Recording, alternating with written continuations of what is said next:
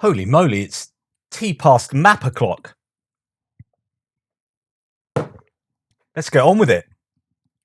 What have I been doing? Right. Hello and welcome to another ATP Geopolitics video with myself, Jonathan MS Pearce. Sorry, this Frontline update is a little bit late, but this is a Frontline update for, 30th of May 2023. Let's go straight to, actually a little bit of preamble before we go to the Frontline. This is from the ISW in their daily report preamble. Russia deployed more S-400, so that's an upgraded. They are moving on to an S-500 at some point. S-400 air defense system, probably at least a battery, to Belarus on May the 28th. So interesting that's being moved to Belarus and not being used within the occupied territories or indeed within Russian territories. So yeah, what are they worrying about with regard to Belarus? And is that a good use of one of their better air defense systems? Okay, let's continue. Prigozhin has his Wagner PMC, and there was talk about him sort of taking one of the Russian conventional forces military men over to his mercenary unit. Former Russian Deputy Minister of Defense and for Logistics, Colonel General Mikhail Mizintsev, is now confirmed to be operating as Deputy Commander of the Wagner Group. And at the same time, Igor Gherkin, Evil Gherkin, has accused Prigozhin of being ready, or he could stage a military coup against the Kremlin. And Prigozhin has said, no, that's not the case because he lacks the personnel needed to start the coup. I don't know if he's actually denied it because, hey, he's not doesn't want to do it or so on and so forth. But he's at least saying, I can't do it because I don't have the people to do it. So it's just another reflection of the tension that exists inside the military hierarchy of the Russian armed forces. Okay, let's go to the front line. We're going to go to the northeast sector, the usual starting point, Kupiansk to Svatova to Kreminna, this axis. And that looks like this on my map. Kupiansk up here, Svatova, and Kreminna down there. So there has been, I mean, you look at Andriy Perpetua's map, pro-Ukrainian map, it seems to indicate there's some arrows on there on his map to indicate that maybe around Kuzmivka and other areas along this front line, there is some activity.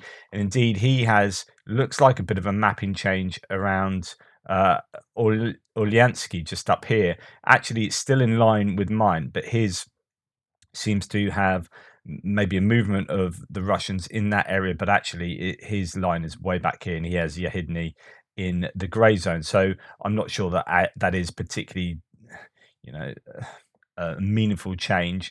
It's just an understanding, I think, quite often about where the grey zone is and who actually controls what, especially when you're talking about like large fields that don't necessarily have a lot of people in them. Right, we'll go to look at Mazyativka, some claims about that. Ukrainian General Staff reported that Russian forces conducted unsuccessful offensive operations near Mazyativka and did not conduct offensive operations in the Kreminna area, and quite accord with other claims. So, Novosibirsk, Torska, Bilorivka, Spirna repelled attacks there, and Russian mill bloggers claim that Russian forces advanced from Mazyativka. So this is Mazyativka here. It is only two buildings, literally. I mean, you look at it on a map, there is, it's hard to see where they actually are on this one, but it's basically two buildings somewhere around this general area. That is Mazyativka. And as I announced yesterday, and I think maybe the day before, claims that the Russians now control this area to the east of the Oskil River, and that could just be remnants of those initial claims rather than taking any further land in the area. But I don't think there's anything to write home about. That is an area that is below the Ukrainian controlled land here on to the west of the Oskil River, which is on higher ground. As you can see, these kind of bluffs, these cliffs here, and they look down on this area. So it's not supremely advantageous land to control here. And there's a river that separates the Russians from the Ukrainians. So you'd expect the Russians to naturally move up to that river anyway. And then as we come down, there are a few claims about goings on around here. As I said, Andriy Perpetua makes some claims there. This is Poulet-Volon's map of the area, which shows that there's some This is what I was talking about with Andrew Perpetua in this area, Orlianska. But as this is basically the same as Andrew Perpetua's map, I don't know, one draws from the other, or I don't know which way around it is, but they seem to be fairly well in unison with their claims on the Russian lines there. So that I have my map coming down here. So there, I don't think there's been any gains particularly for the Russians in there, but they are pressuring, and as well towards Novoselivska from Kuzumivka. There's a railway line that separates really the two. You've got Novoselivska on the higher ground, Kuzumivka on the lower ground. As we go on down to Svatova there in the southeast, there's pressure from the Russians there, and from Kolomachika onto Stelmakivka there as well. So seems like there's a little bit more activity along that line than we've seen maybe over the last couple of weeks, but I don't know that it's anything, as I say, to write home about.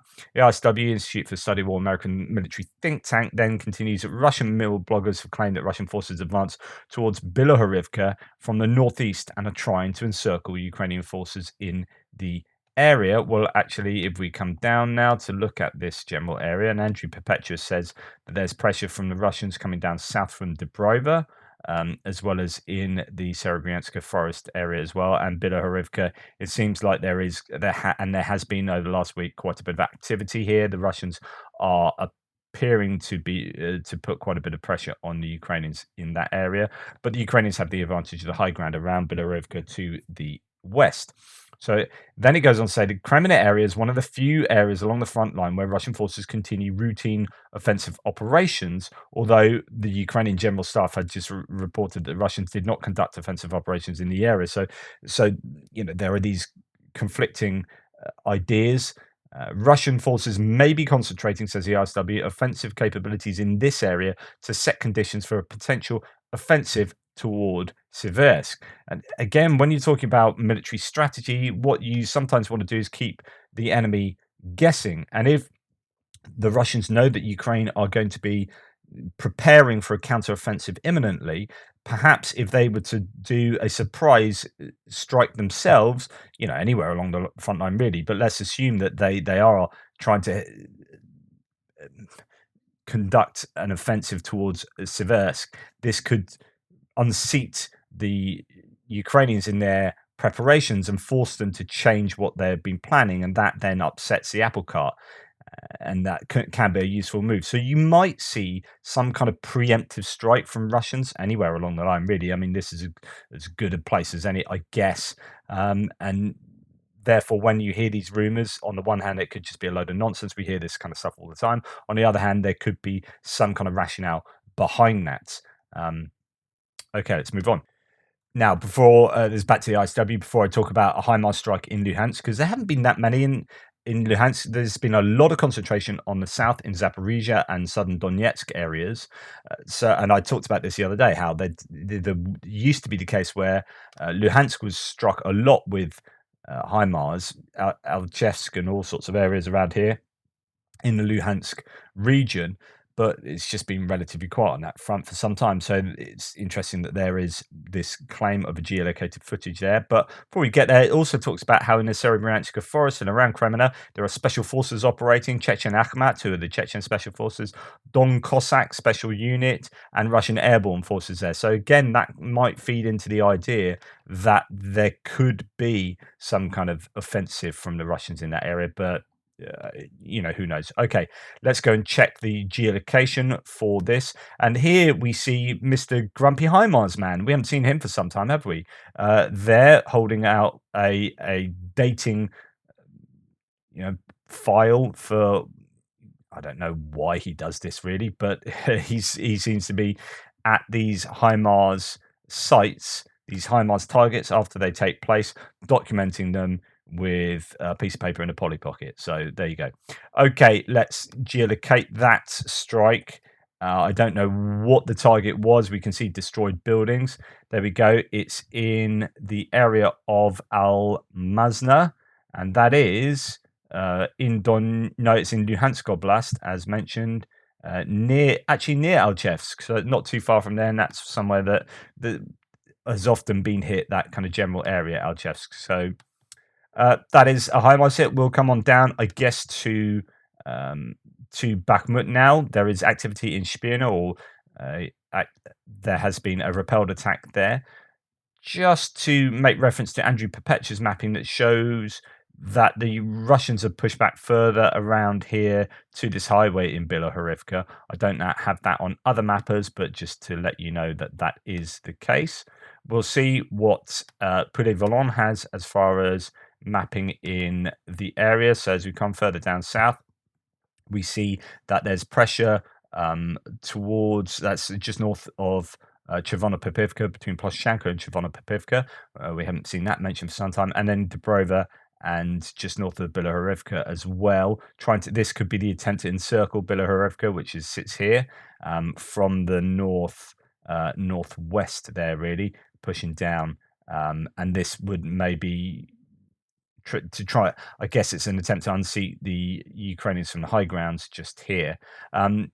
Yeah, but that's what also Andrew Perpetua maps. Then we come on to Bakhmut. Okay, so this is the first time I've seen reference to Saki Vansetti up here in the northern area for about a week, but Poulet-Volon suggests that the Ukrainians are pressuring there again.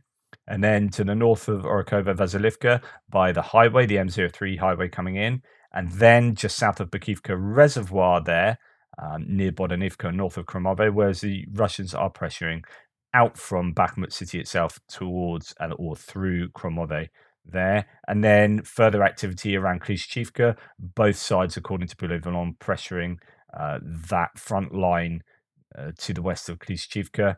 And then Ukrainians pushing across the canal towards Kurdyumivka towards the south. So that's what Poulet-Volon says of the area. Let's go and have a look at ISW. It says that the tempo of Russian offensive operations in and around Bakhmut remains notably low yesterday.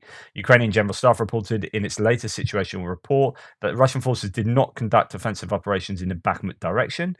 Ukrainian Deputy Defense Minister Malia reported that Russian forces are decreasing the tempo of their operations in the Bakhmut area amidst the ongoing Russian relief-in-place operation. So they are removing Wagner personnel, replacing them with conventional Russian forces. Malia stated that Russian regular formations are continuing to assume control of Wagner's position in Bakhmut city itself, as well as the flanks around the city. Ukrainian forces did not attempt to advance in the Bakhmut area on May the 28th and 9th in order to prioritize other unspecified tasks. That's according to Malia again, whereas that's not necessarily what other people are saying. It does seem that they have made advances in the south, and I'll come to that in a second, and perhaps in the north as well. A Russian mill blogger claimed that Ukrainian forces made unspecified gains. That's coming from a Russian mill blogger in the direction of Klishchivka, and in fact, Syriac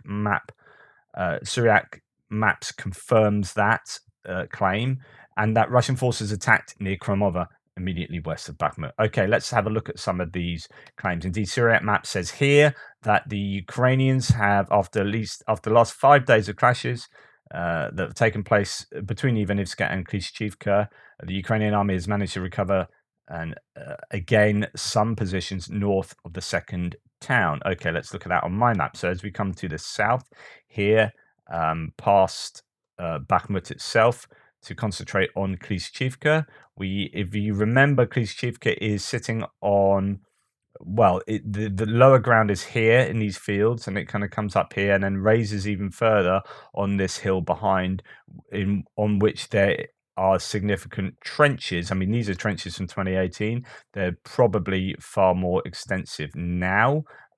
So you can see them around here. The Ukrainians have complained that they weren't particularly well designed trenches, and that's why some have said that they lost them quite quickly in the Russian counterattack or Russian attack as they took Bakhmut. So now Syriac Maps has admitted that, yes, I showed you geolocated footage yesterday of Ukrainians controlling this area here, and indeed that would include that area too, that the Russians did have under their control. Now Syriac Maps has aligned itself with both Andrew Perpetua, who's a blue line, Syriac Maps is a red line, and the yellow line is pro-Ukrainian map, a deep state map, and they all generally agree that the Russians have lost this area to the northwest of Klishchivka. So just to remind you, someone did ask me again yesterday, and I know those who watch me every day, this will be boring because I say it every day, but I need to for new viewers. The blue, red, and yellow lines all represent only in Bakhmut, really, a little bit in Avdiivka, but the blue lines here, particularly in Bakhmut, represent the Russian defensive lines. Outside of Bakhmut, blue just goes to Ukrainian defensive lines, but in Bakhmut, the blue represents the Andrew Perpetua, the pro-Ukrainian mapper, where he thinks the Russian defensive lines are. Another pro-Ukrainian mapper, Deep State map, is in the yellow, and the red is pro-Russian mapper, Suryak maps. And just trying to get an idea of, you're trying to aggregate these sources to try and work out actually what's going on. As you can see, they're generally agreeing to the north now. A little bit of disagreement between Dubova, Vasilivka, and Kromova with regard to Andrew Perpetua, thinking the Russians are actually much further back. Generally agree in the center of Bakhmut. However, here's a significant, I think it's significant, even though it's only marginal. Deep State changed their maps only in a couple of places, and this was one place. So Deep State had them line around Bakhmut running right alongside the Andrew Perpetua's and Suryak maps lines here. They've subsequently pushed that back, which suggests that the Ukrainians could be pressuring towards Bakhmut itself. Could that be artillery? Could that be, I don't know. There's no particular detail from anyone, but it seems odd that of all the places they've changed their maps, that is one of the places. And the other places that Deep State map changed their map is just down here at the, where was it? It was, in line, I guess, in line with these. So it previously had the Russians controlling part of this canal, but actually it is now pushes the Russians behind this tree line and in alignment with the other mappers as well. So it's not as significant, but I think it would be interesting if the Ukrainians are actually trying to pressure the Russians towards the city of Bakhmut itself. I don't know whether that is a significant mapping change or just a little rejig here and there. There's plenty of footage concerning what is taking place on the flanks. I could show you that. I mean, here's an piece there.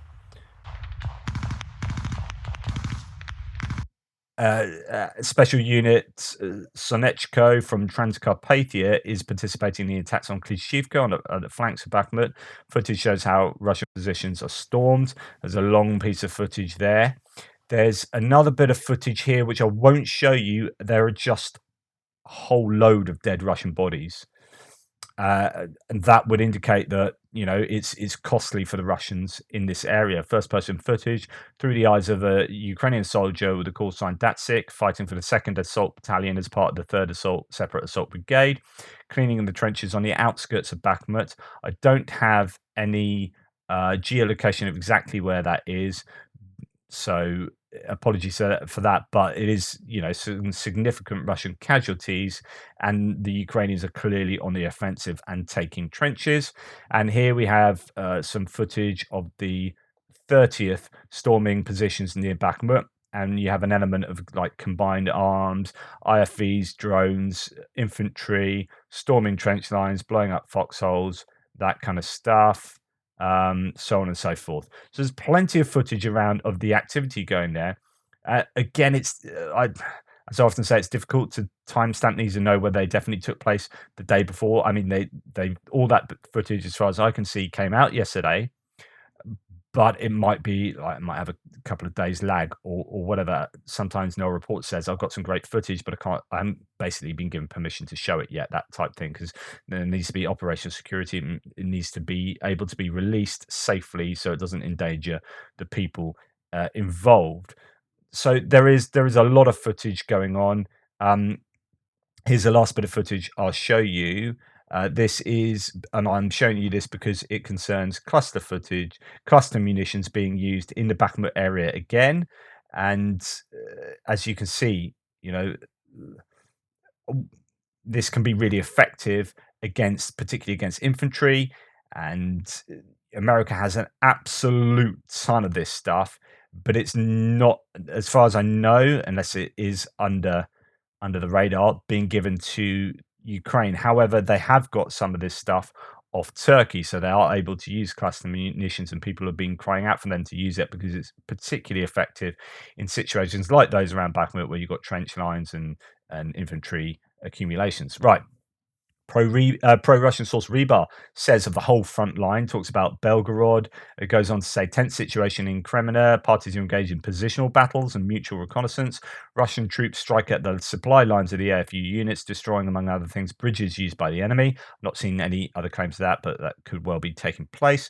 Ukrainian units continue to fire at settlements of the Donetsk agglomeration. And that's pretty much that. And then goes on to mention Russian troops continue to strike at the Ukrainian units entrenched in Vuhledar. The crews of Russian aerospace forces regularly drop FAB 500 aviation munitions on enemy positions, burying them to the ground. So not really an awful lot of detail from Rebar, which kind of goes to show that things are relatively quiet along the front line. We can then go to further down south to Adiivka. So on my map, so we'll come out of Bakhmut. There have been some slight changes. It could well be more changes than are indicated by the mappers, but there is operational security that goes on around here, and I think there are delays when it comes to mapping changes both north and south of Bakhmut. Right, so as we come down to Avdiivka, not a huge amount of change, not too much to report here. ISW says of the area, there's a lot of talk about Marinka. Did I say? Yeah. So there's activity, particularly around Marinka, which is south of Avdiivka, there where the Ukrainians repelled 12 Russian assaults.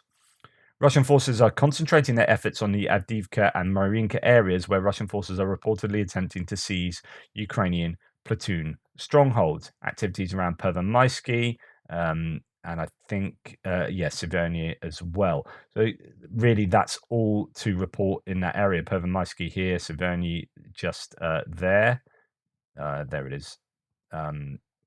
That is important for the Russians to take if they want to encircle Avdiivka, but they seem unable to make it past the lines they have here. These lines have been pretty consistent now for a good 2 to 3 weeks. There's been some change in Pervomaisky. The Ukrainians took some land back there recently. It might be that the Russians have retaken that area there. That was some of the claims from yesterday.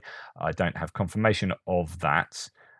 As we come further down south there, it seems to be a lot of activity around Marinka. In fact, I'm going to confirm whether the Russians do hold Pobjeda, part of Pobjeda, as per Suryat map still. Yeah, so Suryat map still has that being the case. I don't have that with any other mappers, so no details of Pobjeda being partially under control of the Russians. That would be a problem for the Ukrainians because Pobjeda allows them to hold on and disallows the Russians to encircle from encircling Marinka. So that's the importance of Pobjeda and the entrenchments around there. Anyway, as we come out of there, we come further down and we'll go back to the ISW, Institute for the Study of War, and look and see what they say. There is some mention of Vuhledar were actually nearby. So the Ukrainian General Staff reported that Russian forces conducted unsuccessful offensive operations near Velika Novosilka. So that is to the west of Vuhledar. A prominent Russian mill blogger claimed on May the 28th, 2 days ago, that positional battles occurred near Vuhledar as well. Now, what we can see in Vuhledar, as according to pro-Russian mapper Andrew Perpetua, and indeed, I believe, Poulet Volant as well, represented in this map. Let's have a look. Pavlivka, Vuhledar, so this one, yeah.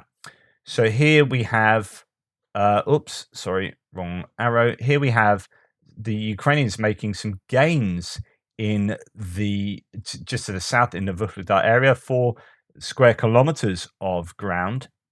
We've previously seen Ukrainians take some ground to the southwest of Pavlivka. And here again, the pressure for on the Russians from the Ukrainians to the south of Vuhledar, and they claim that the Ukrainians now definitely control these dachas here. Suryat Maps hasn't got that still have the Russians much further to the north and still pressuring up here towards the mines to the north east of Vuhledar. So there's some difference between the mappers, but it looks like Andrew Pepech and Poulet Volant seem to think that the Ukrainians are making gains in this area to add to what they've made before. And Pavlivka is looking, somewhat more perilous, given that there's an element of it being flanked from the south. But yeah, we shall see what happens there. And that, as you can see, that's Poulet Volant's map. Quite a bit of activity in that whole area. Since if we go slightly further to the west, this is where yesterday Poulet Volant was talking about territory being taken by the Ukrainians between Novosilka and Velika Novosilka, so in this area there. And that is mentioned in the ISW, claiming that the Russians had unsuccessful offensive operations there, possibly to retake the area. And then really not a lot of information about the rest of the front line. Poulet Volant has a few more maps just of front lines, and that's it. Nothing to write home about. However, and bear in mind, Warmapper doesn't usually do stuff like this, isn't it? I think Warmapper lags on some days and just does overall. But then occasionally, a couple of times recently, it said, yeah, the Ukrainians have taken some ground here. And you're like, oh, hang on, where did that come from? Here it says, Ukraine control on the Zaporizhia front has partially expanded south of Hlyapole. Okay, interesting. Not really heard anything else about this. And I'm trying to work out whether that was kind of what I had on my mapping already. You can see there's a bit of a dip there. I haven't changed my mapping around here. Or whether this is a further counterattack in the dip there. There has been activity around Drozhnyanka, which is just to the east of there. It would be if I got my map the right way around, which is just there, directly to the south of Hlyapole.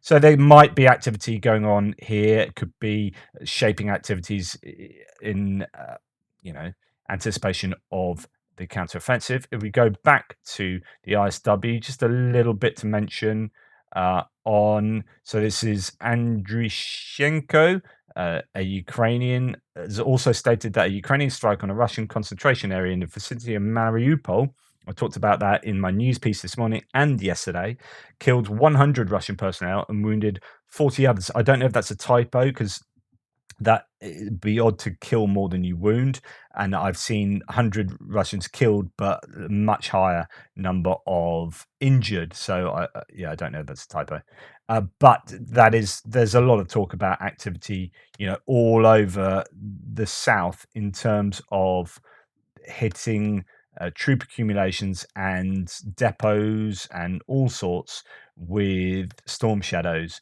as I keep mentioning on a daily basis. Mariupol, Berdyansk, Melitopol, those three, and the coastline in between them are just absolutely being hammered. And then the ISW sort of finishes up with a little bit that I thought was worthy of note. Fedorov, so a Ukrainian, he is the Melitopol mayor, the Ukrainian mayor, saying that Russian forces are concealing equipment and manpower in the Vuhledar forest near Melitopol, but also using the trees to build fortifications. So if we go and look at that, that's Melitopol, and that area of forest is to the south of Melitopol, just around here. So there's Vuhledar. So there's forest area around there that they are using to disguise equipment. And Ukrainian Kherson Oblast administration advisor Serhiy Klan reported on the 28th that unspecified Chechen troops are operating on the part of the Arabat Spit in Kherson Oblast to guard against desertion. I thought that was pretty fascinating. So the Arabat Spit comes down parallel to Crimea, but it's a spit that's joined by a bridge up in Henichesk area, and then it comes down very thin spit, a bar of land that comes all the way down and joins Crimea proper further to the southeast. And it appears that Chechen troops are stationed somewhere on this spit to stop deserters running away. So I don't know what that tells you. things are going well for the Russians, I guess. Anyway, that's today's frontline update. Sorry, it's a little bit delayed. Hope that's of use to you. Please like, subscribe, and share. Thank you so much for supporting what I do. Take care, and I'll speak to you soon.